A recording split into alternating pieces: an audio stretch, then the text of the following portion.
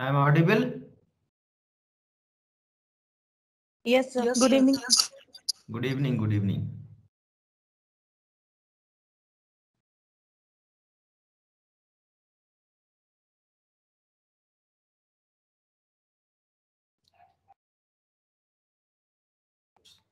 सभी लोग आ गए?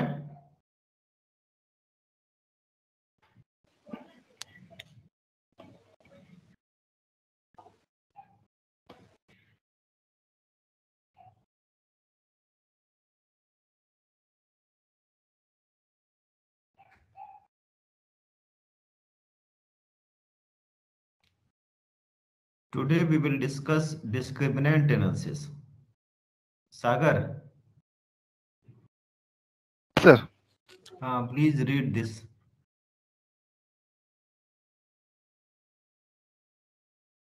this is analysis is used when we have to classify object into the two or more groups, such as user and non-user, low risk consumer, high risk consumer, A grade business school, B grade business schools, etc. So scroll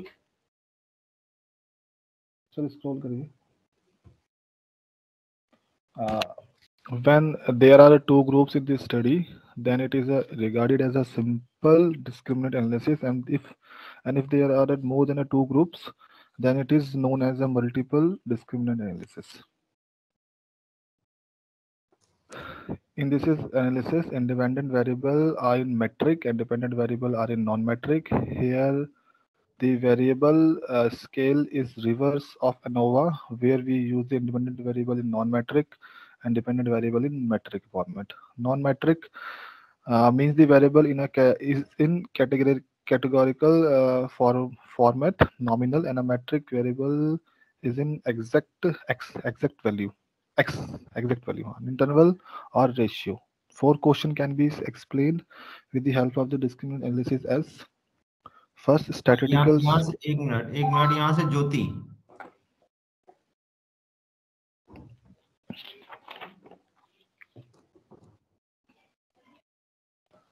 sir ज्योति आज present नहीं है.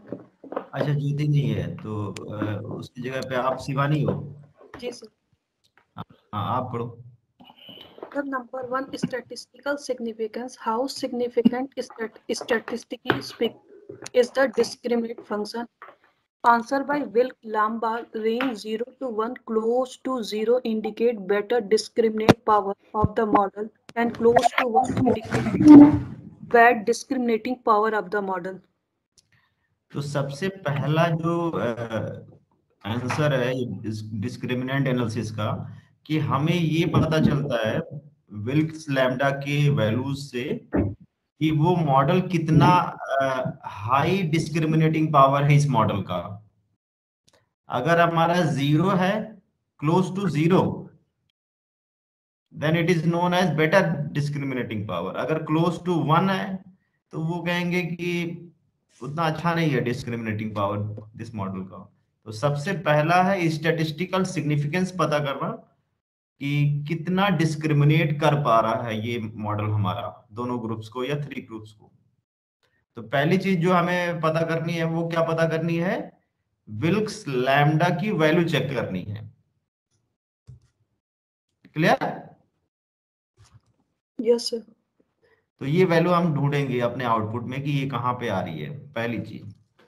दूसरा question आप बताओ क्या लिखा है. Sir नीचे आपको कहा. Second, how good is the model? How many of the data bracket में sample size example 18 does it classify correctly? Answer by classification metric or confusion metric. It indicates that discriminate function we have obtained is able to classify 94.4% of the respondent of the 18 respondent correctly. 18 -1 18 minus 1 divided by 18 equal to 94.4%. ये automatically calculate होता है. कि example हमने लिया है, एक case लिया है जिसमें 18 रिस्पोंडेंट थे और उनको 2 ग्रुप्स में बांटा गया था.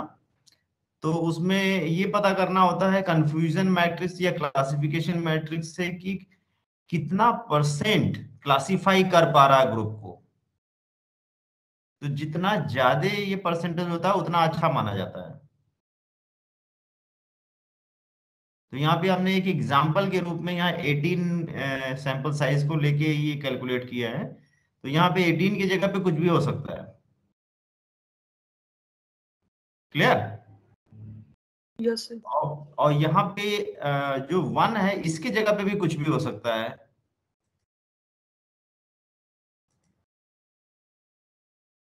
अगर यहाँ 0 होता तो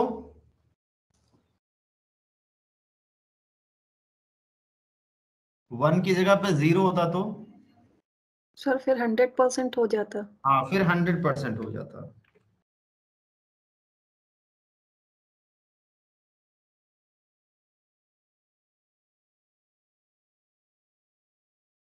क्लियर? थर्ड जी। क्वेश्चन क्या है? थर्ड है sir, which of these is a better predictor of a person being a low credit risk or high credit risk? This is answered by standardized conical discriminant function coefficient table is as a 0.924 is the best predictor followed by income and worst predictor is the YOM, that is the year of marriage, that is 0.151. यहाँ एक example का ये data लिखा हुआ है जिसमें 0.924 is the maximum value and 0.151 is the lowest value. then standardized canonical discriminant function will tell you which one is the best predictor based on these values। ये हमारा एक टेबल जनरेट होगा जिससे हमें ये 3 वैल्यूज मिलेगी। कौन कौन सी? जैसे हमें क्वेश्चन पूछा गया, एक केस मैं यहाँ डिस्कस कर देता हूँ क्या केस था। अभी हम आते हैं उस केस पे भी आते हैं। एक केस है जिसमें एक बैंक है, यूनियन बैंक ऑफ इंडिया, वो ये जानना चाहती है कि हम अपने नए कस्टमर्स को क्रेडिट कार्ड इशू करें कि ना करें। तो उसने 2 ग्रुप बनाया, एक लो रिस्क कस्टमर, एक हाई रिस्क कस्टमर। क्या क्या ग्रुप बनाया? Sir low risk and high risk customer. और उसको क्लासिफाई किया 3 क्वेश्चंस के बेसिस पे। कौन से 3 क्वेश्चन है? एज, दूसरा क्वेश्चन है income, monthly income, and third is year of marriage. ये 3 क्वेश्चन जब वो फॉर्म भर रहा था, जब वो अप्लाई कर रहा था क्रेडिट कार्ड के लिए, तो उसी फॉर्म में 3 क्वेश्चन पूछ लिया उससे। और ऑफिस यूज के लिए एक क्वेश्चन पूछ लिया। ऑफिस यूज जैसे नीचे फॉर्म में लिखा नहीं होता office use, for office use. किसी भी फॉर्म में आप भरते हैं बैंक वगैरह का फॉर्म, तो कुछ नीचे लिखा होता है ना, क्या लिखा होता है? For official use. कुछ कुछ फॉर्म तो आप भरते हैं, रिस्पोंडेंट भरता है, कुछ चीजें होती हैं जो ऑफिस का स्टाफ भरता है। तो वो हाई रिस्क या लो रिस्क को ऑफिस वाले भरेंगे, और ये 3 क्वेश्चन रिस्पोंडेंट ने भरे थे। अभी हम क्वेश्चन पे आते हैं, केस पे आते हैं। लेकिन हम यहाँ पे ये इस क्वेश्चन को, थर्ड नंबर क्वेश्चन को बताने के लिए हम यहाँ थोड़ा सा एग्जांपल ले रहे हैं कि आपको समझ में आए कि थर्ड क्वेश्चन करता क्या है, वो क्या आंसर देता है इस डिस्क्रिमिनेंट एनालिसिस से। कौन सा वेरिएबल ऐसा है जो बेस्ट एक्सप्लेन कर पा रहा है दोनों ग्रुप्स को, low risk customer and high risk customer. High risk कौन से कस्टमर्स को क्रेडिट कार्ड इशू किया जाए, कौन से कस्टमर को क्रेडिट कार्ड ना इशू किया जाए। तो बैंक क्या करना चाहेगी?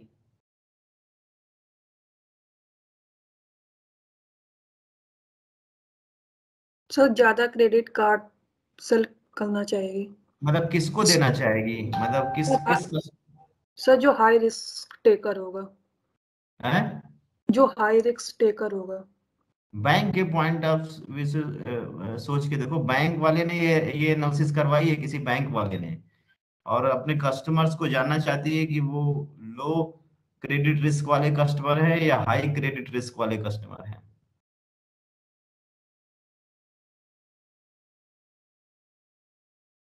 उनको इशू करना चाहिए क्रेडिट कार्ड कि नहीं करना चाहिए, ये जानना चाहती है। इसके लिए एक रिसर्च कर रही है बैंक।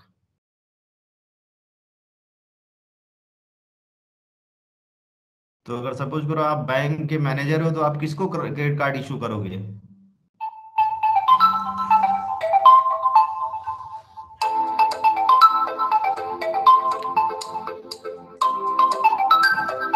एक मिनट मैं म्यूट कर रहा हूं।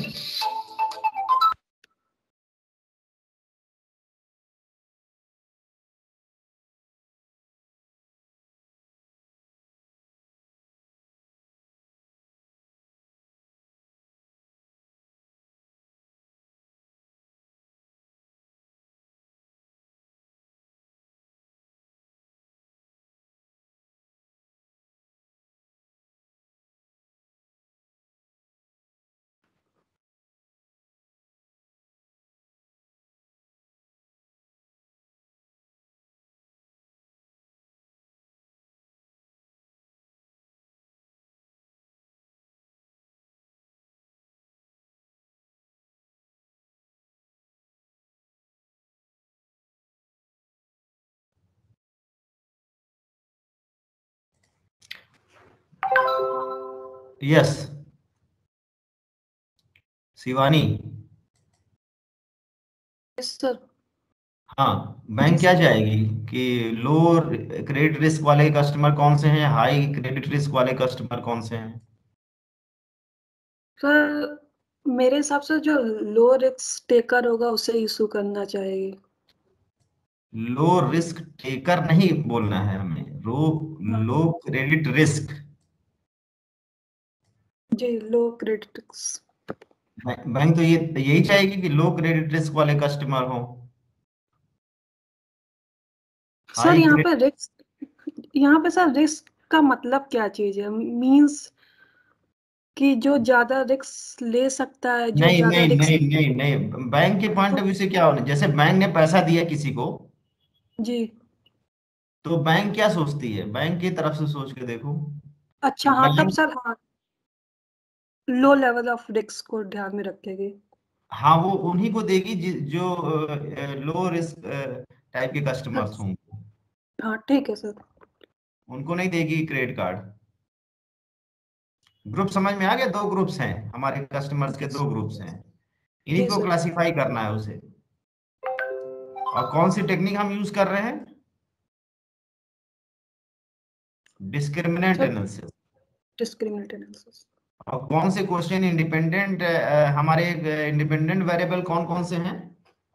सर एज, इसमें जी हाँ age, income and year of marriage, ये इंडिपेंडेंट वेरिएबल है।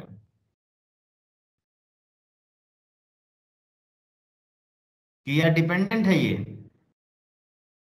सर इंडिपेंडेंट होगा ये। लो रिस्क हाई रिस्क डिपेंडेंट है सर या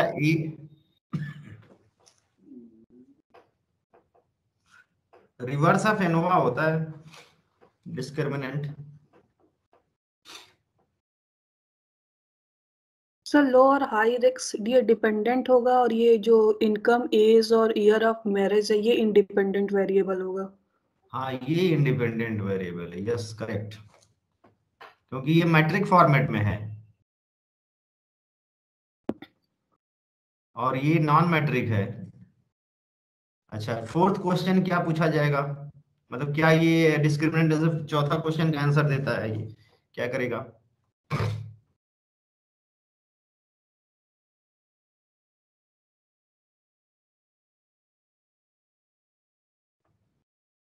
Sir, how do we classify a new credit card applicant into either a high risk or low risk category and make a decision of accepting or refusing him a credit card? This is the most important question to be answered by the function at a group's. Sir, ये control table, yes sir ये clear नहीं हो रहा है, क्या लिखा है? Group centroid table, control group table. Centroid table एक जनरेट होती है, इससे पता चलता है हमें। चार क्वेश्चन क्लियर हुए? कौन कौन सा? पहला क्वेश्चन है स्टैटिस्टिकल सिग्निफिकेंस, ये किससे पता चलेगा? विल्क्स लैम्डा से। दूसरा क्वेश्चन है कि हाउ करेक्टली क्लासिफाई, तो ये किससे पता चलेगा हमें? क्लासिफिकेशन मैट्रिक्स से। बेस्ट प्रेडिक्टर किससे पता चलेगा हमें? स्टैंडर्डाइज कैनोनिकल डिस्क्रिमिनेंट फंक्शन से।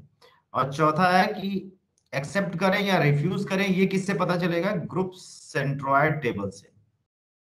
तो ये डिस्क्रिमिनेंट एनालिसिस कितनी चीजें बता रहा है? 4 टाइप्स के सिचुएशन को हैंडल करता है। और सबसे लास्ट में कौन सा है मोस्ट इंपॉर्टेंट, कि रिफ्यूज करें कि एक्सेप्ट करें? Shalini,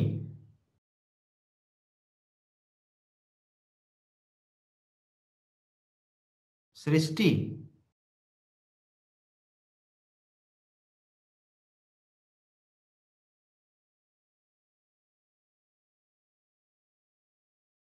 Yes, sir. हाँ सृष्टि और Shalini, Who is? Srishti Chaudhary. हाँ रीड इट। Example, हाँ suppose Union Bank of India, Lucknow wants to start credit card division in Lucknow branch.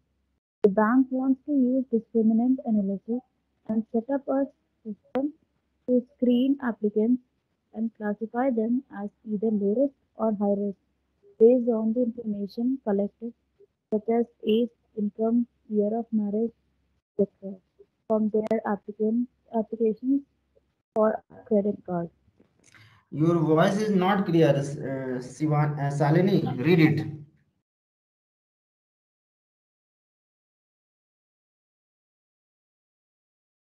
Speak loudly.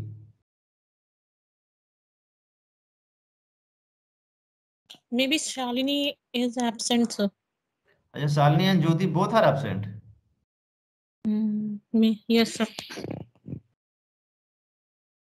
Yes, Sagar, because today is a very important topic. You can't understand by just seeing the videos, because I have to explain each and every step. Yes, what is the case? Case is clear or not? Yes, sir. क्या है case? हम discriminant analysis कर रहे हैं, जो कि 4 step में है। सबसे पहले तो हमें देखना है कि मॉडल कितना डिस्क्रिमिनेटिंग पावर उसका कितना है, हाँ पहले ठीक। क्वेश्चन में। हाँ दूसरा ठीक। फिर क्लासिफाई करते हैं दूसरे स्टेप में। हाँ ठीक। फिर उसके बाद हम देखते हैं कि बेस्ट प्रेडिक्टर कौन सा है। हाँ उसके बाद लास्ट में डिसीजन लेवल आएगा कि एक्सेप्ट करना है कि रिजेक्ट करना है। बिल्कुल सही। ये आपको कहीं भी लगा सकते हो ये चीज। ये केस ऐसा केस है कि जिसपे आप कहीं भी यूज कर सकते हो इसको। और इस पे एक रिसर्च पेपर अगर बनाया जाए तो बेस्ट रिसर्च पेपर हमें लग रहा है 100% चांसेस उसके छपने के। Okay sir. तो बहुत कम लोग इसका इस्तेमाल करते हैं। Yes sir. लेकिन इसका यूज अगर किया जाए तो आई थिंक चांसेस बहुत ज्यादा है इसके छपने के। तो सर इसके लिए तो फिर आप किसी ऑर्गेनाइजेशन से आपको वो करना पड़ेगा, क्वेश्चन है वो भरवाने के लिए। नहीं, ऑर्गेनाइजेशन से क्यों भरवाएं? हम खुद नहीं बना सकते हैं क्वेश्चनर, गूगल फॉर्म इस तरह का। हम यूनियन बैंक की बात थोड़ी कर रहे हैं। Yes sir. हम तो कोई भी केस उठा सकते हैं। Yes sir.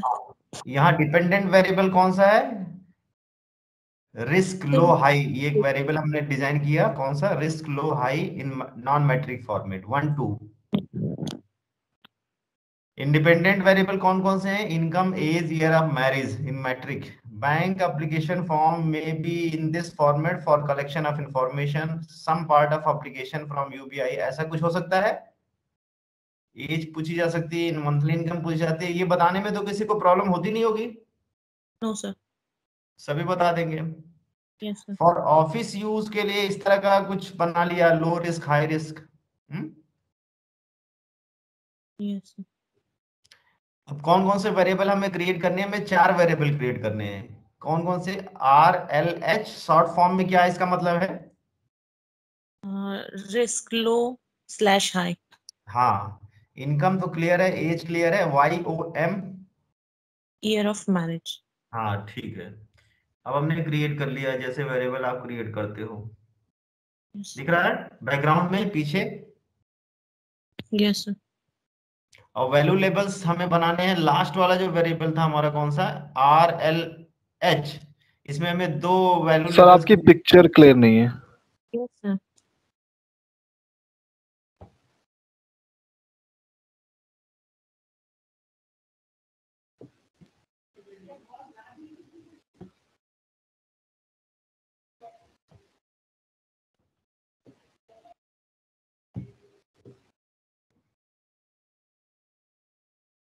अभी दिखाते हैं जब रन करके चेक करेंगे।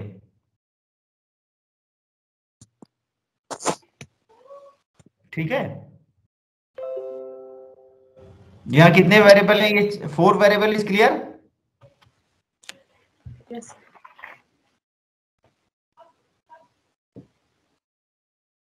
हाँ, ये क्या लिखा हुआ है सागर?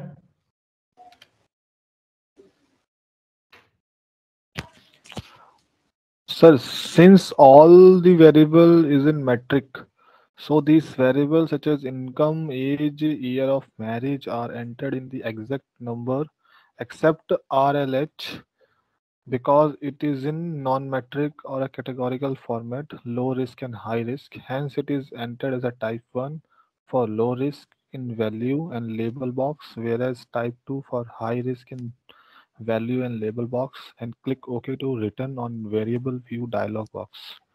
Step 2 Clear? and क्लियर हुआ? ये वेरिएबल बॉक्स जो बनाते थे हम लोग पहले, ये तो सबको पता है। ये तो हाँ सर पता है। Yes sir. अब डेटा को एंट्री करने के लिए डेटा व्यू में जाना पड़ेगा।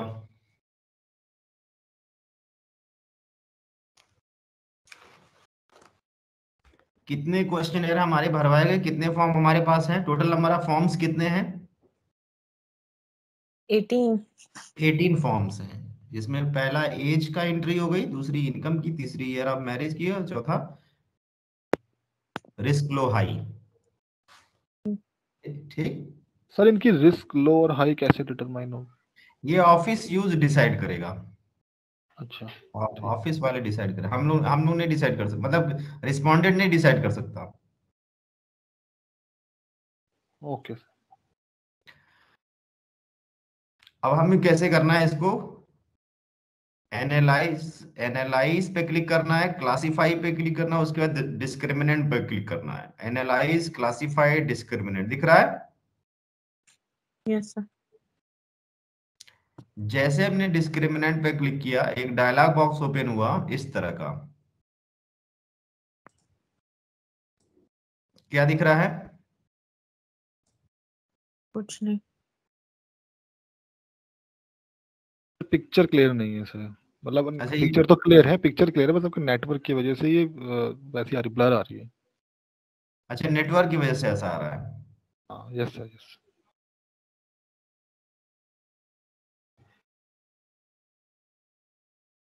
ये कुछ भी नहीं दिख रहा है? No sir. दिख रहा है बट वो क्लियर नहीं है, मतलब जो लिखा हुआ है वो पढ़ने में नहीं आ रहा। दिख रहा जो है कि लिखा हाँ क्लियर नहीं है।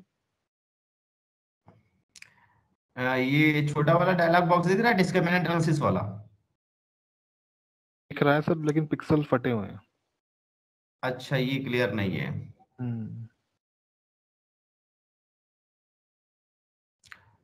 तो फाइल रन करें, अगर फाइल रन करने से क्लियर हो। नहीं सर, ये पहले दिख रहा बता दीजिए। है? पहले समझा दीजिए फिर रन करिए। हाँ ठीक है, जैसे ये एक डिस्क्रिमिनेंट एनालिसिस का बॉक्स दिखता है, यस सर। जिसमें 2 डिवीजन होते हैं, ग्रुपिंग वेरिएबल एंड इंडिपेंडेंट्स। तो ग्रुपिंग वेरिएबल कौन सा है हमारा, risk low high. Left side में दिख रहा है नॉमिनल, कितने वेरिएबल नॉमिनल है, कितने वेरिएबल हमारे स्केल वाले हैं।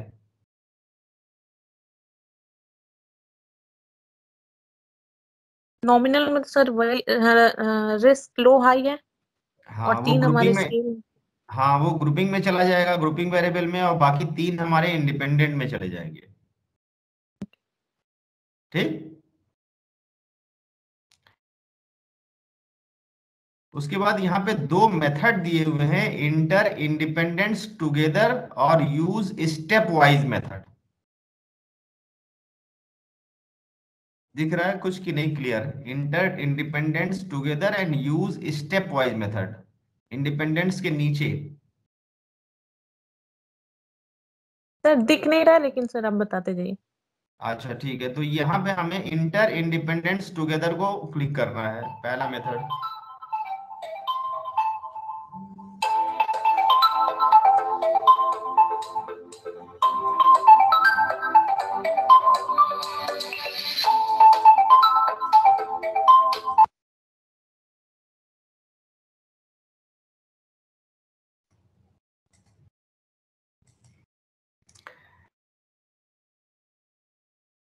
हाँ, यहां से पढ़ो क्या लिखा है।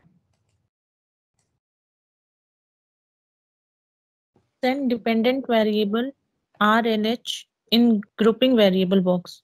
An हाँ independent variable H income YOM in independent box. And click on define range tab and type 1 for minimum and type 2 for maximum. And click on continue as shown below and we will get on previous dialog box. अच्छा, अगर 3 groups होते, suppose करो there are 3 groups, तो minimum में 1 लिखते, maximum में 3 लिखते। Okay. Clear? Yes. अच्छा, नेक्स्ट क्या है हमारा, दिख रहा है वही जो आपने पढ़ा है, वही वही वाली स्क्रीन है। अच्छा, अब क्या करना है नेक्स्ट स्टेप 5 में। Select either enter independent together or use a stepwise method. Here we have selected enter independent together button. Now click statistics tab. We will get a new dialog box named discriminant analysis statistics. In this dialog box, click unstandardized under function coefficient section and click on continue to return previous dialog box. यहाँ पे अनस्टैंडर्डाइज button को click करना है हमें, ये left corner में होता है एकदम, जो छोटा सा डिस्क्रिमिनेंट बॉक्स है, अनस्टैंडर्डाइज। Okay. नेक्स्ट स्टेप 6 क्या कह रहा है।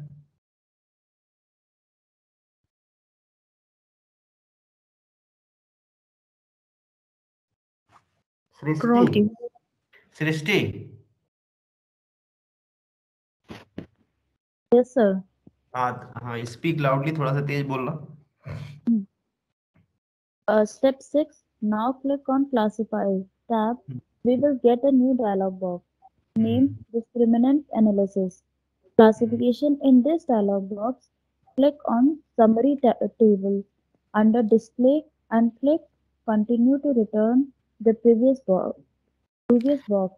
And finally, click OK to run output for discriminant analysis. Summary table पे हमें क्लिक करना है, अंडर डिस्प्ले हेड हमें समरी टेबल को क्लिक करना है, और वो किसके अंदर हमें मिलता है, डिस्प्ले के अंदर मिलता है। ये स्क्रीन हमारे सामने इस तरह की आती है। समरी टेबल यहाँ कुछ दिख रहा है कि नहीं, ये भी ब्लर्ड है।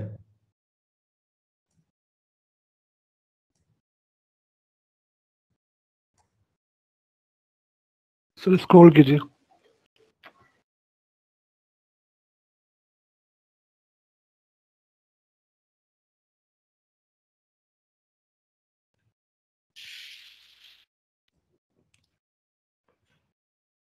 नहीं दिख रहा है?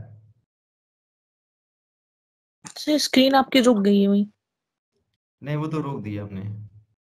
स्टेप 6 पे। हाँ,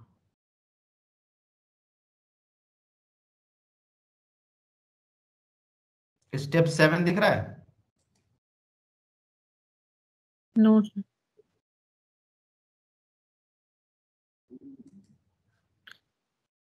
सर, एक बार लीव करके फिर से आप हो गई, हो सकते है आप हैंग कर रहे हो। अच्छा,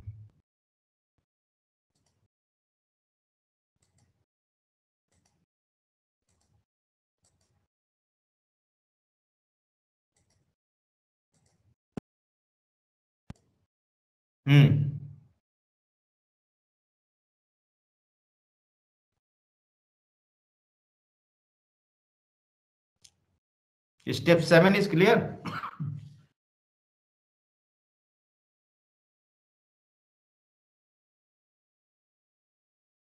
स्क्रीन नहीं दिख रही।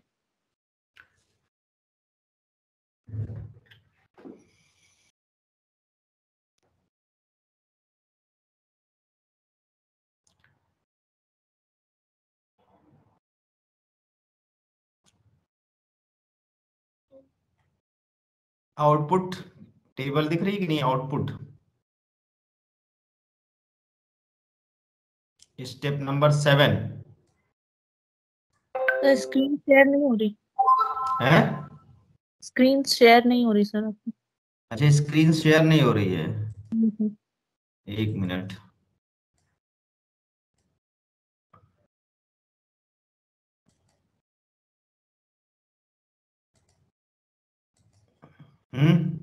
अब बताओ। No sir. फिर से लॉग इन करना पड़ेगा क्या?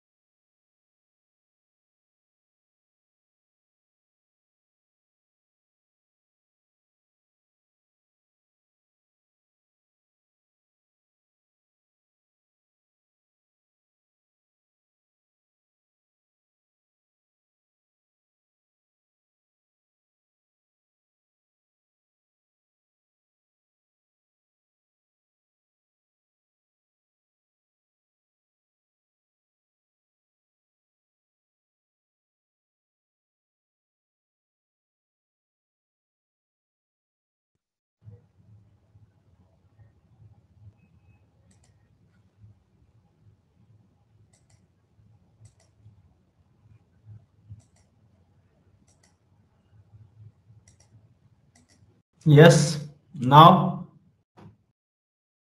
can you see this? No, sir.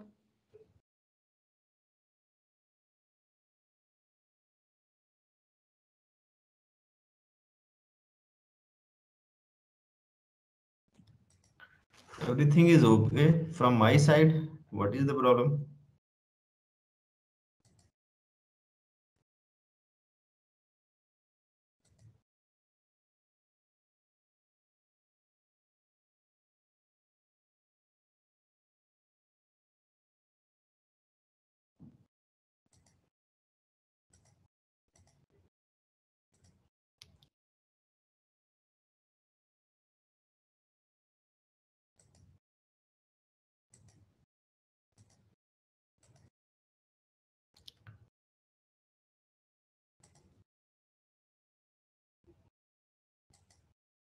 Yes?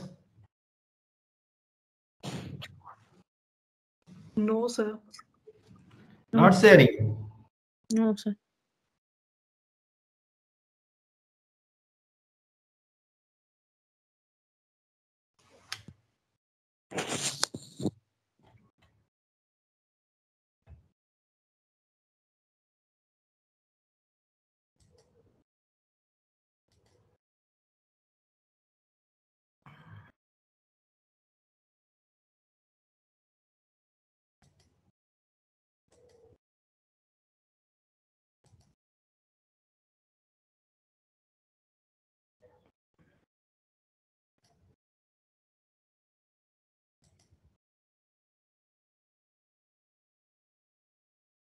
Yes, now?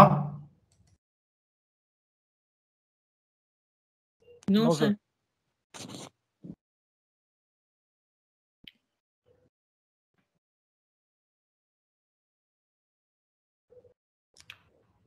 What is the problem? I can't understand.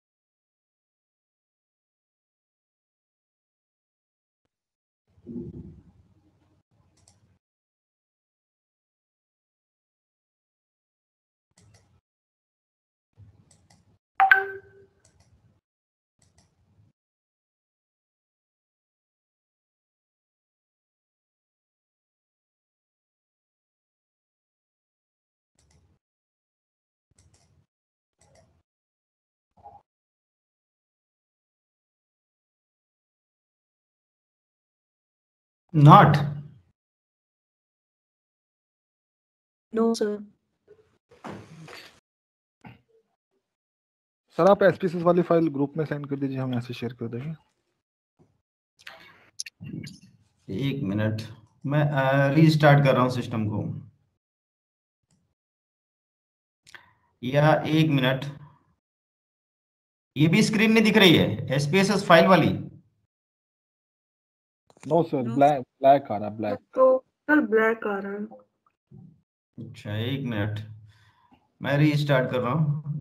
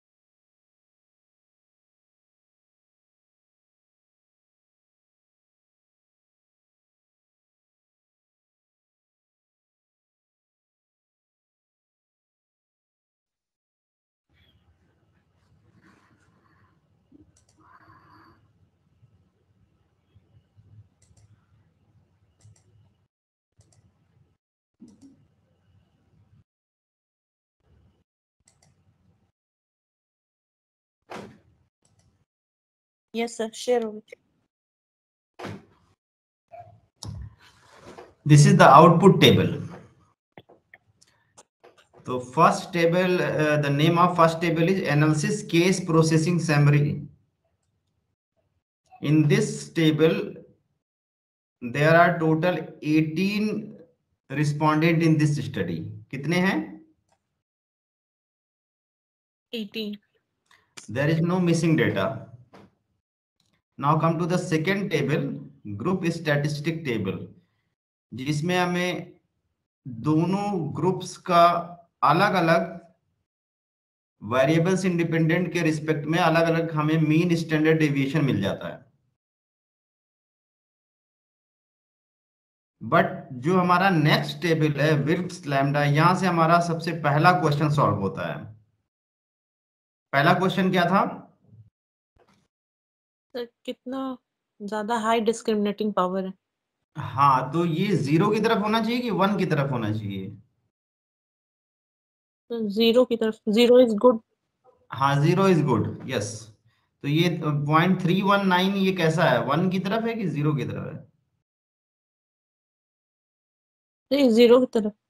हाँ, तो बेटर डिस्क्रिमिनेटिंग पावर है इस मॉडल का. Yes. इंटरप्रिटेशन क्या लिखा हुआ है? This question is answered by looking at Wilks lambda and its value is 0.319. 0.319 indicate model being good. हाँ. Wilks lambda. हाँ. Yes. Read. Wilks lambda range should be between 0 to 1. Close to 0 indicate better discriminating power of the model and close to 1 indicate bad discriminating power of the model. तो पहला question clear हुआ? Yes, sir. भूलेगा तो नहीं? पहली चीज क्या बताती है हमारी डिस्क्रिमिनेंट एनालिसिस? कि मॉडल कितना ज्यादा डिस्क्रिमिनेटिंग पावर रखता है. हाँ, अगर ये सपोज करो 1 की तरफ है तो क्या करेंगे हम?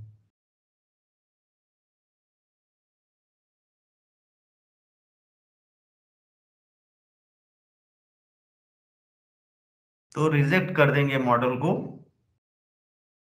या डिस्क्रिमिनेंट एनालिसिस नहीं हो सकती यहां पे. नेक्स्ट क्या है? Classification result.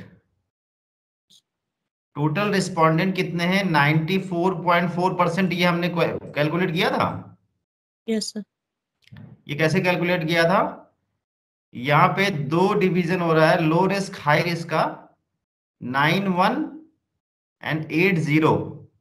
तो यहाँ पे 1 को ये अलग कर रहा है. तो यहाँ पे जो हमने फॉर्मूला बना रखा था, क्या बना था? 18 - 1 डिवाइडेड बाय 18. तो ये हमारा 94.4% करेक्टली क्लासिफाई कर पा रहा है डेटा को. तो अच्छा है, ये बहुत अच्छा है.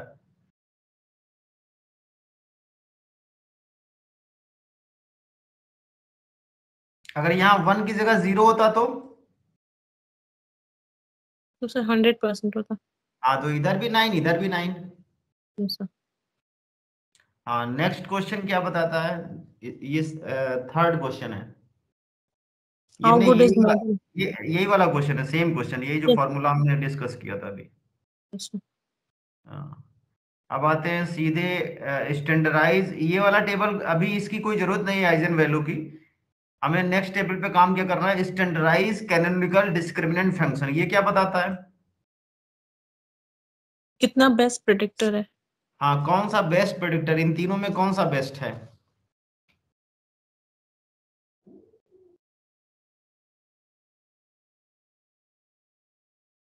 Sir age of the customer. हाँ, जिसकी ज्यादा होगी, ऑब्वियस सी बात है. हाँ, क्या इंटरप्रिटेशन है इसका? This is answered by standardized canonical discriminant function coefficient table as age 0.924 is the best predictor, followed by income 0.775 and worst predictor is the year of marriage 0.151. Clear? अब लास्ट सबसे important question है कि group centroid table. Group centroid table में हमें ये value low risk की कितनी मिली है 1.378 Yes. और हाई रिस्क की कितनी मिली है -1.37. नेगेटिव, मतलब सेम वैल्यू मिलती है, दो रेंज मिलता है हमें, एक रेंज हमें बनानी होती है और एक कांस्टेंट की वैल्यू हमें, जैसे y equal to a plus b x का इक्वेशन आपने देखा है कभी? Yes. रिग्रेशन इक्वेशन होता है ना, y equal to a plus b x. Yes, sir. y क्या होता है?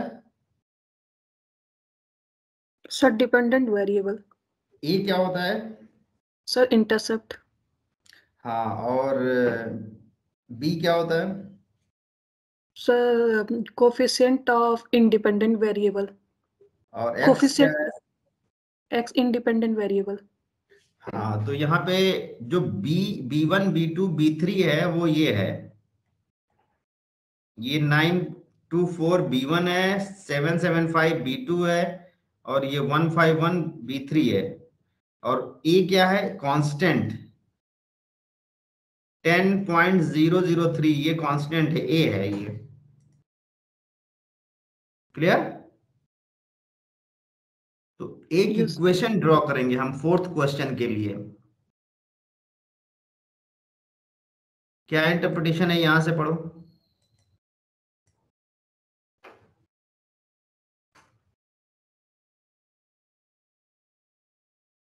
So this is the most important question to be answered by function at group centroid table. Range minus 1.37 to plus 1.37. Mean of group 1 bracket में high risk. Mean of group 2 low risk. If the discriminate score of an applicant falls to the left to the midpoint, we classify him as high risk. If the discriminate score of an applicant falls to the right of the midpoint, we classify him as a low risk. तो हमें discriminant score calculate करना है जो कि y equal to a plus b x equation से calculate होगा। यहाँ पे इस इक्वेशन का नाम है डिस्क्रिमिनेंट फंक्शन। वहां पे हम इसको रिग्रेशन लाइन बोलते हैं, यहाँ पे क्या हम बोलेंगे इसको? Discriminate function. हाँ, डिस्क्रिमिनेंट फंक्शन बोलेंगे इसको। वहां पे रिग्रेशन लाइन बोलते थे, रिग्रेशन इक्वेशन बोलते थे। यहाँ पे क्या बोलेंगे? डिस्क्रिमिनेंट फंक्शन, जबकि दोनों में कोई डिफरेंस नहीं है। तो y a, यहाँ पे k1 k2 k3 क्या है? सर ये K1 सर ये IVs है। हाँ, नहीं ये IVs के कोफिशिएंट है। हाँ, आईवीज के कोफिशिएंट है जो 9.924 आया था। जी सर। हाँ, ये k1 है। कौन सा k1 है? ये k1 है, ये k2 है और ये k3 है।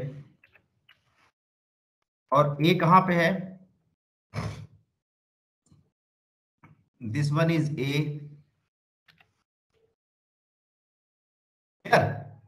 जी। अच्छा, where y is dependent variable and x1 x2 x3 are the independent variables, same as used in regression analysis, and this discriminant analysis is similar to regression analysis, and a is the constant such as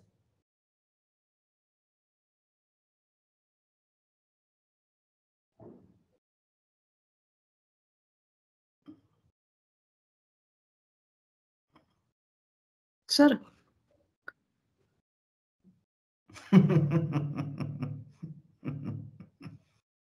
sir एक question पूछिए। हाँ, question पूछें? जी sir. Sir अगर suppose that हमारा जो intercept है, हाँ, अगर वो वैल्यू सिग्निफिकेंट नहीं आती है, तब अब अगर हम ये इक्वेशन रन करेंगे तो क्या हम तब इंटरसेप्ट को लेंगे? हाँ, इंटरसेप्ट को सिग्निफिकेंट, एक मिनट, यहाँ पे सिग्निफिकेंट, ये हम सिग्निफिकेंट तो लेंगे ही। अभी हमने कुछ गलत बोला आपके सामने, आपको समझ में नहीं आया। k1 ये है, k2 ये है और k3 ये है।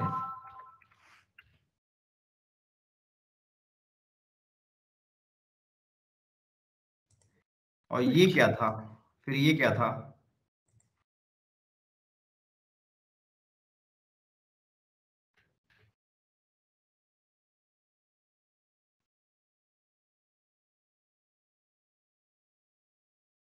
इक्वेशन में वैल्यूज क्या लिखी है यहाँ पे? सर 0.246, 0.000, 0.085।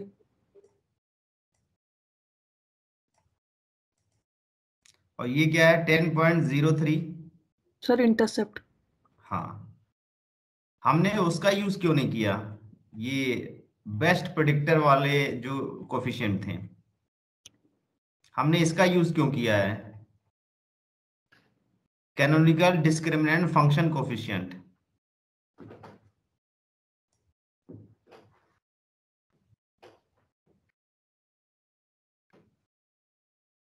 सर ये कोफिशिएंट वैल्यू बता रहा है। और ये क्या बता रहा है? Sir standardise canonical discriminating power बता रहा है किसकी। Standardize canonical discriminant function coefficient इसका नाम है। और इसका क्या नाम है?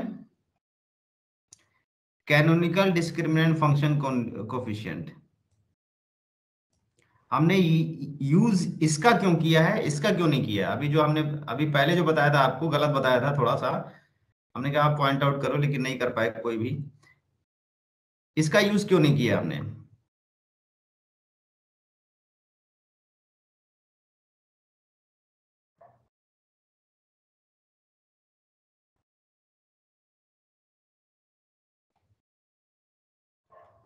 अच्छा, इक्वेशन बनाने के लिए यहाँ पे सारी चीजें अवेलेबल है कि नहीं?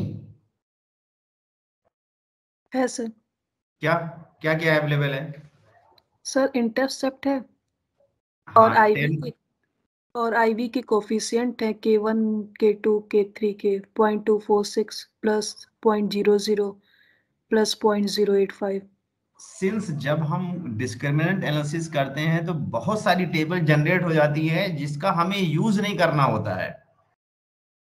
बहुत सारी टेबल ऐसी बन जाती हैं जो अनवांटेड टेबल होती हैं, जिसका इस्तेमाल हमें करना नहीं होता है, लेकिन हमें रखना होता है। सिंस कुछ चीजें तो बताती ही हैं, लेकिन हमें ये आइडेंटिफाई करना होता है कि हमें इक्वेशन किससे बनाने हैं, हमें डिस्क्रिमिनेटिंग पावर किस टेबल से एक्सप्लेन करना है, हमें करेक्टली क्लासिफाई किस टेबल से एक्सप्लेन करना है।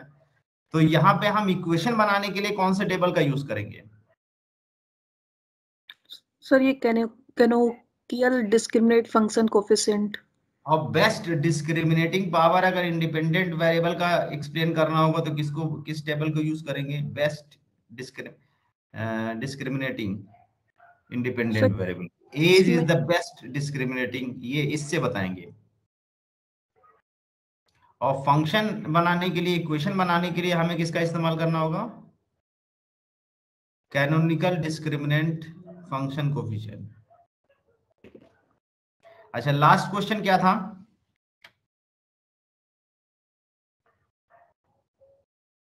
So how do we classify a new credit card applicant into either a high risk or low risk category and make a decision on accepting or refusing him a credit card? हाँ,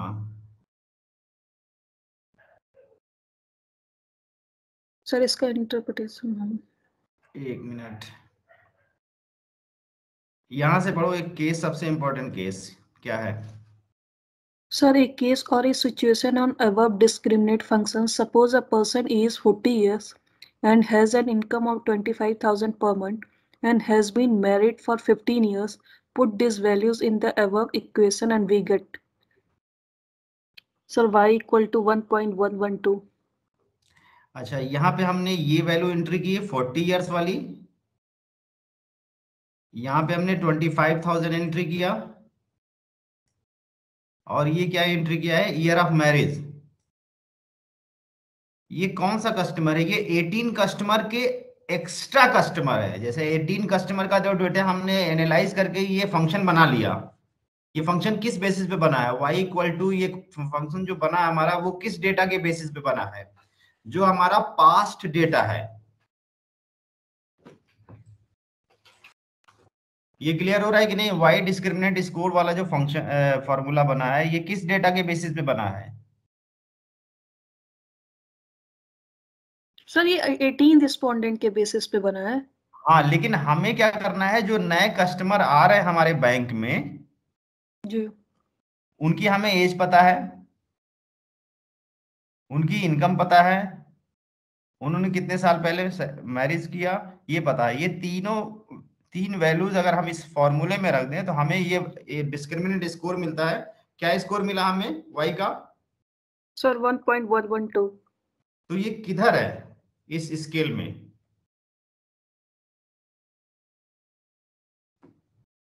sir low risk. Low risk. तो हम इसको credit card दें कि ना दें? Sir issue कर देंगे। हैं? सर इशू कर देंगे से credit card. The discriminant score is the right of midpoint which leads to a classification in the low risk group. Therefore, we should issue a credit card to him as he is a low risk customer. अब बताओ कि ये technique काम की है कि नहीं? बहुत बड़ी। Yes sir. जिसके लिए हमें क्या क्या क्या सिचुएशन चाहिए, कैसी सिचुएशन चाहिए और क्या वेरिएबल्स चाहिए, किस टाइप के स्किल चाहिए, किस टाइप का सिचुएशन चाहिए, किस तरह के केसेस इससे हैंडल हो सकते हैं। ये तो हमने बैंक की बात की सिर्फ।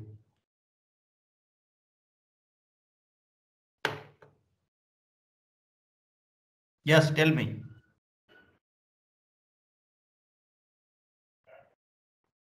सर कहीं किसी यूनिवर्सिटी में न्यू कोर्स अगर हमें स्टार्ट करना है तो उसके लिए भी कर सकते हैं। किसी ऑर्गेनाइजेशन में नया प्रोडक्ट अगर लॉन्च करना है तो उसके लिए भी कर सकते हैं सर। नहीं तो हमें दो ग्रुप डिजाइन करना पड़ेगा ना। एक तो हमें ग्रुपिंग वेरिएबल चाहिए और कुछ ग्रुपिंग वेरिएबल को क्लासिफाई कैसे करें। मतलब basically this discriminant analysis is the classification. Yes sir. If we want to classify our respondent in two groups, user, non-user, most liked customer, most disliked customer, या इस तरह के कस्टमर्स का division करना है या तीन ग्रुप्स में डिवाइड करना है हमें केस को, तो यूज कर सकते हैं इस टेक्निक का। तो हम फाइल में चले सीधे डायरेक्टली। Yes sir. स्क्रीन पे आपको वेरिएबल दिख रहे हैं? Yes sir. पहला वेरिएबल क्या है? Sir age. दूसरा? इनकम। तीसरा? Sir year of marriage. अच्छा, तीन वेरिएबल में हमें वैल्यूज में कुछ नहीं करना है, लेकिन फोर्थ वाले वेरिएबल में हमें ग्रुपिंग करनी है। तो 1 को क्या कर दिया हमने लो रिस्क एंड 2 को क्या कर दिया हाई रिस्क। ये आप इतना तो क्रिएट कर लेंगे आप? Yes sir. Now come to the data value, data view. ये भी क्लियर है? Yes sir. जो हमने लास्ट में केस हैंडल किया है, जो 40 साल एज वाला जो कस्टमर था, वो हमने अलग से कोई भी केस आप ले सकते हो, इसके अलावा भी ले सकते हो या इसमें से भी कोई केस ले सकते हो। अगर आप चाहते हो कि हर कस्टमर का डिस्क्रिमिनेंट स्कोर निकालना चाहते हो, वो भी निकल जाएगा, हर कस्टमर का डिस्क्रिमिनेंट भी निकल जाएगा। और इस 18 के अलावा भी अगर आप चाहते हो 10 कस्टमर और आपके सामने हैं, उनका भी निकल जाएगा। तो सबसे पहले कहाँ क्लिक करें बताओ? Sir analyse.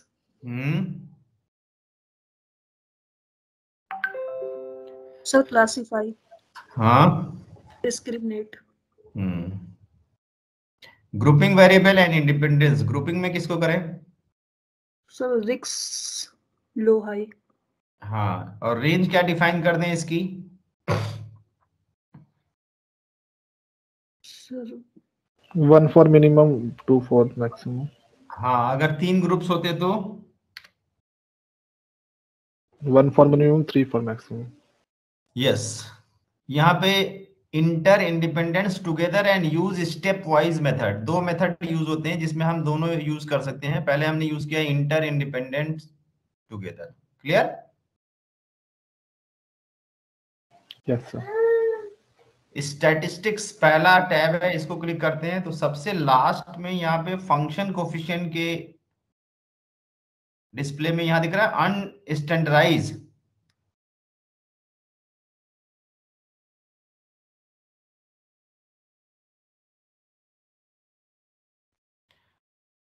फंक्शन कोफिशिएंट के अंडर में ये दिख रहा है टैब अनस्टैंडर्डाइज का। Yes sir. इसको कंटिन्यू करते हैं। क्लासिफाई को क्लिक करेंगे और यहाँ पे समरी टेबल दिख रही है आपको डिस्प्ले के अंदर। Yes sir.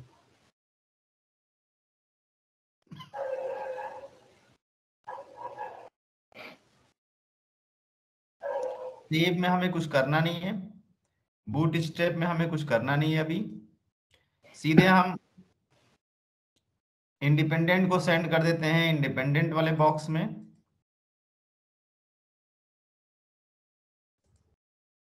और ओके को क्लिक कर देते हैं।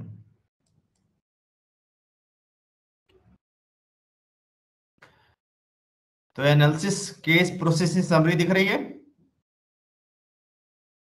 Yes sir. यहाँ पे कितने रिस्पोंडेंट हैं हमारे सामने?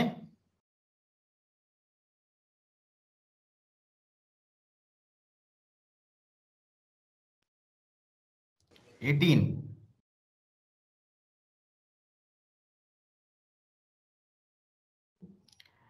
अच्छा, ये विल्क्स लैम्डा दिख रहा है।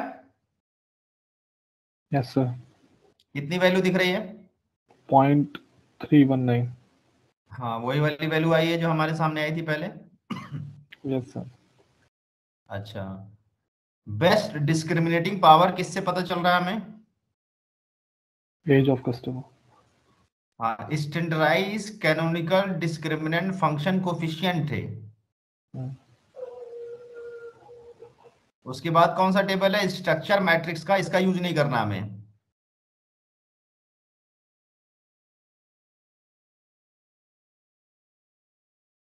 इक्वेशन बनाने के लिए हमें कौन सा इक्वेशन यूज करना है, कौन सा टेबल यूज करना है? Canonical discriminant function coefficients. यहाँ पे क्या वैल्यूज दिख रही है K1 K2 K3 की? 0.246 K1, हाँ, 0.000 K2, 0.085 K3 and constant -10. Constant मतलब? Constant intercept. हाँ, y इक्वल टू a जो है एक यहाँ पे कितनी है? 10.003 -10.003। और ग्रुप सेंट्रोइड क्या बता रहा है? हमारा रेंज बता रहा है। Yes sir. Clear? Sir yes. Classification में रिजल्ट्स क्या बता रहा है हमें? क्लासिफिकेशन रिजल्ट्स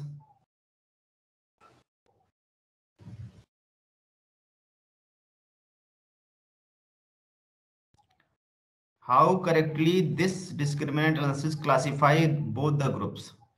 तो कितना परसेंट ये करेक्टली क्लासिफाई कर पा रहा है ग्रुप को?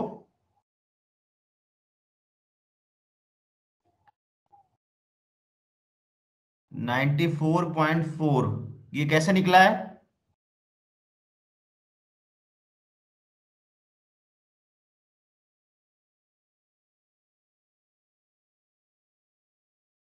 Can you here? Yes sir. हाँ, तो 94.4 ये कहाँ से आया, कैसे आ गया? तो शायद से ये 18-1/18 करके 18 - 1 divided by 18। Yes sir. But तो समझ में नहीं आया कैसे है। हैं? बट तो समझ में नहीं आया एक्चुअली ये -1 क्यों है। ये यहाँ पे लो रिस्क वाले बॉक्स में 9 1 दिख रहा है यस सर। और हाई रिस्क वाले में कितना दिख रहा है? 08। 08। अगर यहाँ 9 0 दिखता तो यहाँ क्या दिखता? अगर यहाँ 9 1 की जगह 9 0 दिखता हाँ तो यहाँ क्या दिखता है? हाई रिस्क वाले में क्या क्या दिखता है? 9 0 यहाँ पे दिखता भी, 0 9 दिखता। Yes sir. तो 100% क्लासिफाई कर दिया। Okay sir. लेकिन अभी कितना कर पा रहा है?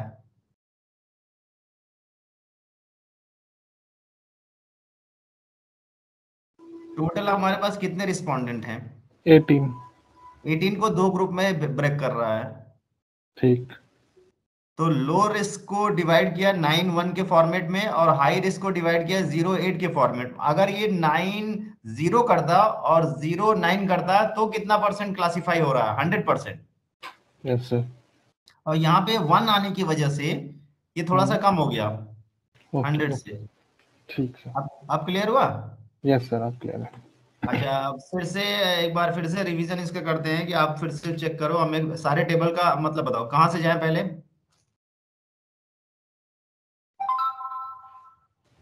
एनालाइज। नहीं शिवानी। जी सर। हाँ बताओ। सर एनालाइज हाँ उस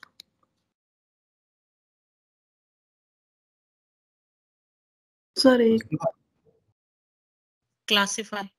क्लासिफाई। क्लास हाँ ठीक। Sir discriminate. हाँ ठीक। ये वापस हम सबको भेज देते हैं एज इट इज वापस अपनी जगह पे। जी सर ग्रुपिंग में रिस्क लेवल हाँ लो ठीक। इंडिपेंडेंट में age income and year of marriage. अच्छा, इंडिपेंडेंट में पहले एज इनकम कर दें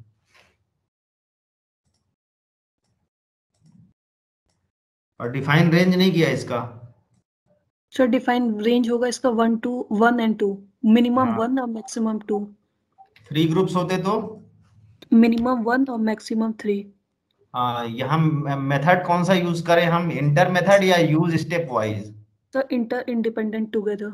हाँ, फिर स्टैटिस्टिक्स। जी स्टैटिस्टिक्स में किसको क्लिक करें? सर अनस्टैंडर्डाइज को।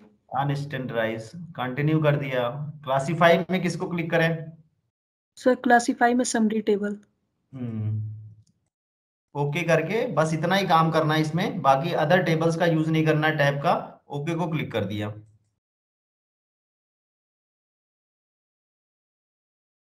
क्लियर? जी पहला टेबल की एनालिसिस केस समरी क्या बता रहा है? सर इसमें बता रहा है टोटल नंबर ऑफ केसेस 18 हमारे टोटल रिस्पोंडेंट है। कोई भी मिसिंग डेटा नहीं है हमारा। मिसिंग डेटा नहीं। अच्छा, और विल्क्स लैम्डा क्या बता रहा? सर विक्स लैंडा बता रहा है कि सबसे बेस्ट डिस्क्रिमिनेटिंग पावर किसकी है, तो इसमें सबसे बेस्ट एज की है जो लगभग 92% वो कर रहा है, डिस्क्रिमिनेट कर रहा है। हाँ हाँ, और इस डिस्क्रिमिनेंट एनालिसिस को एक्सेप्ट करना चाहिए। मॉडल बहुत अच्छा है, बेस्ट जी डिस्क्रिमिनेटिंग पावर है because this is close to 0। Wilks lambda की वैल्यू कितनी है? 0 और इक्वल क्लोज टू 0 जी। यस। और फिर है sir standardise canonical discriminate function coefficient. हाँ, अब वो वही है सर जो डिस्क्रिमिनेट कर रहा है। कौन सा है? तीन इंडिपेंडेंट वेरिएबल में which one is the best? Sir age of the customer is best predictor for discriminating the variables. अगर हमारे पास इनकम है नियर ऑफ मैरिज ना भी हो तो एज से ये काम हो सकता है। Yes sir. अच्छा, नेक्स्ट स्ट्रक्चर मैट्रिक्स का यूज नहीं करना हमें। इक्वेशन बनाने के लिए कौन सा टेबल यूज करना है? ये sir canonical discriminate function coefficient जिसमें एज का कोफिशिएंट 0.246, इनकम का coefficient 0.00 and year of marriage का 0.085। हाँ, और इंटरसेप्ट? सर इंटरसेप्ट ये है कांस्टेंट -10.003। हाँ, और रेंज डिसाइड करने के लिए रेंज? सेंट्रोइड टेबल हाँ, से लो से दिस इज ये the table. Most important table, centroid table, group centroid table. और क्लासीफाई वाला टेबल सबसे नीचे बन के आता है जिसको हमें सबसे ऊपर रखना होता है, लेकिन ये यहाँ पे जनरेट ऐसे ही होता है। तो यहाँ पे क्या कितने percent groups are correctly classified? Sir 94.4%। ये कैसे आया 94.4% कैसे आया? Sir 18 - 1 divided by 18। अच्छा, अगर ये 9-0 होता और यहाँ 0-9 होता, 8 की जगह पे 9 होता और यहाँ 1 की जगह 0 होता तो फिर तो 100% हो जाता सर। 100% हो जाता। तो ये ज्यादा होना चाहिए अच्छा कि कम होना अच्छा चाहिए? सर ये जितना ज्यादा होगा क्लोज टू 1 होगा उतना बेटर होगा। हाँ उतना बेटर है, मतलब अच्छी तरह से क्लासिफाई कर रहा है और इस डिस्क्रिमिनेंट एनालिसिस को एक्सेप्टेंस के चांसेस बढ़ेंगे। जी तो कई चीजें हैं इस डिस्क्रिमिनेंट एनालिसिस में, कई क्वेश्चन का आंसर मिलता है। तो इस पे आपको एक केस डिजाइन करना है। Okay sir. तो सभी को समझ में आया कि किसी को कंफ्यूजन है इसमें? सर आ गया। ये फाइल जब भी अभी जो खुली हुई ये फाइल मैं सेंड कर दे रहा हूँ ग्रुप में।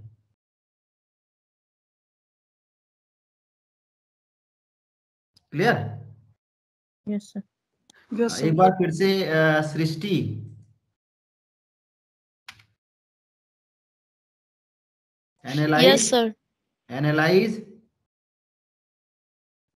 Classified, yes, classify, classify, then discriminant, हाँ ठीक, हाँ अब बताओ। सर ग्रुपिंग वेरिएबल में आएगा रिस्क लो हाई, हाँ ठीक, फिर रेंज डिफाइन करेंगे।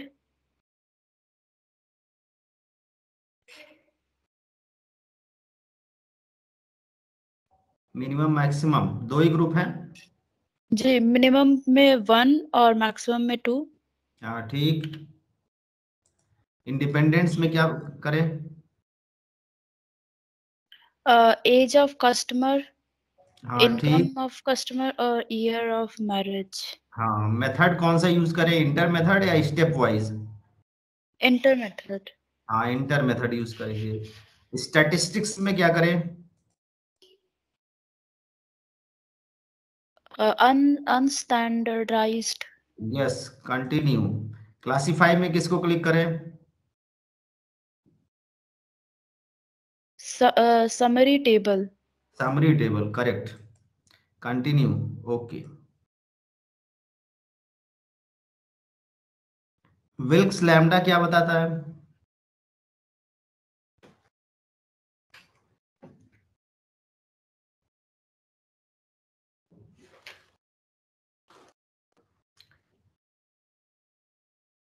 विल्क्स लैम्डा की वैल्यू 0 के पास होगी तो 1 के पास होगी तो क्या, मैं what is the meaning? Sir 0 के पास हो गए तो अच्छा है। बहुत अच्छा है, यस, जी करेक्ट, बिल्कुल सही। 1 के पास होगा तो नहीं सही है, ये डिस्क्रिमिनेंट एनालिसिस जी एक्सेप्टिंग नहीं है, मतलब हम एक्सेप्ट नहीं कर सकते इस मॉडल को। जी sir. Standardise canonical discriminant function जो होगा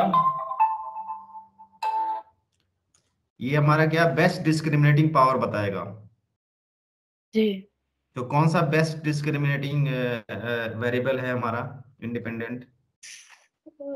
सर एज ऑफ कस्टमर, क्योंकि हाँ वो एज ऑफ ज्यादा कस्टमर। है। सबसे सबसे वीक कौन सा है? Year of marriage. हाँ, इक्वेशन बनाने के लिए कौन सा टेबल यूज करेंगे?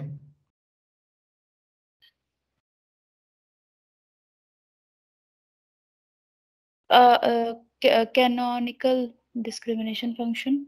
हाँ यस, जिसमें ए क्या है, K1 K2 K3 क्या है? K1 है 0.246 यस करेक्ट। और K2 है 0.000, हाँ K3 है 0.085 हाँ, and a constant. Minus yes minus 10.003। Yes correct. और सेंट्रोइड ग्रुप सेंट्रोइड टेबल क्या बताता है, रेंज हमें डिसाइड करता है। जी इस रेंज में हम जो इक्वेशन का डिस्क्रिमिनेंट स्कोर कैलकुलेट करते हैं वो लो रिस्क कस्टमर की तरफ जाएगा कि हाई रिस्क की तरफ जाएगा, ये रेंज है। तो इसी के बीच में वैल्यूज आती है 1.3 से 1.3 माइनस प्लस के बीच में। जी और सबसे लास्ट टेबल जो क्लासिफिकेशन रिजल्ट है ये कितना परसेंट करेक्टली क्लासिफाई कर रहा है हमारे डेटा को? और 94.4%।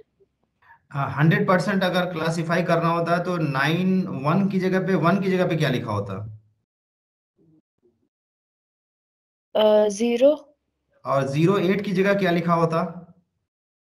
09 हाँ 09 लिखा होता। Yes correct. जी आई थिंक सबको क्लियर हो गया होगा। जी सर।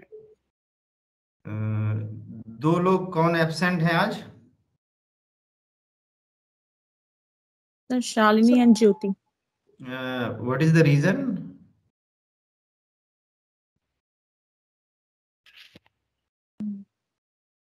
सर ज्योति के भाई की रिंग सेरेमनी है। अच्छा ठीक है, चलो वो भी जरूरी है। नेक्स्ट। शालिनी में भी सर शायद घर जा रही थी आज। अच्छा ठीक है, चलो अगर वीडियो से समझ में आ जाए तो अच्छी बात है। क्या वीडियो से समझ में आ जाता है कि नहीं? सर आ जाता है। हैं? सर आ जाता है। मतलब स्पीड सही है ना, बहुत तेज तो नहीं है? No sir. इसीलिए 2-3 बार करके रिहर्सल हो जाती है, और आप भी करके चेक कर लेना। Okay sir. ठीक है, तो हम स्टॉप कर रहे हैं। Okay okay okay, thank you all of you. Thank you sir, thank you sir, thank you. अभी हम Thank you, सेंड कर दे sir. रहे हैं, फाइल सेंड कर दे रहे हैं। Okay sir.